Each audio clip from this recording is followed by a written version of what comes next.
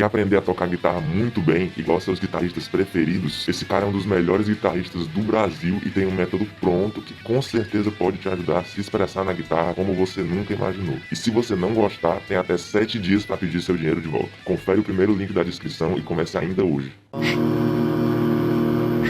Who is Alice and why is she in chains? All right. There's a great story about that. It's a name that Lane and some friends came up with. The myth is, I think him and some buddies were, when they were really young and they were teenagers, they wanted to have a death metal band that played really heavy music, but they wanted to dress in drag, so they needed a hard word and a soft word. So Alice in Chains is where, I think that's where the initial thing came. People ask that all the time.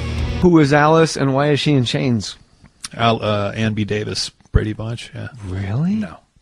Oh, I'm such a dick. Not at all. You had me, Cantrell. I was like, really? Although we put her on a T-shirt once in the early days. It's, because people were always asking Alice, so we used all sorts of Alices. Yeah. So I just asked a question every douchebag journalist ever asked. But I'm not a journalist. I'm a comic that has a podcast. But how does the name of the band come about? The legend goes, you mentioned, my band. I grew up in Tacoma and Spanaway, and I lived out a little bit further south of Seattle, and we were all from little parts of outside of Seattle. Most of us were south. Mike was south. He was Burien. I think Sean was Renton. I was Tacoma, and I think Lane was like kind of Bellevue, Kirkland, a little east. But anyway. He had a band called Alice in Chains as well, but it was had the N in there, like Guns N' Roses. Who's this? Lane. Lane. Okay. Yeah, he had a version of a band. Alice in Chains. Alice in Chains or whatever. But the name, I guess, I think came from before that, and I've never really got the straight answer. But I think the idea was him and a couple of buddies wanted to put together a speed metal band that dressed in drag. So they needed a hard word and a soft word. So you got the Chains, Alice in Chains. So, that's cool. There you go.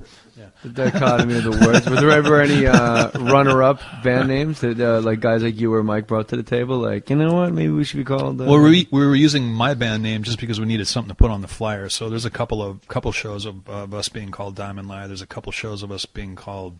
I think we were trying to. We did a couple shows under Fuck for a while, which was great.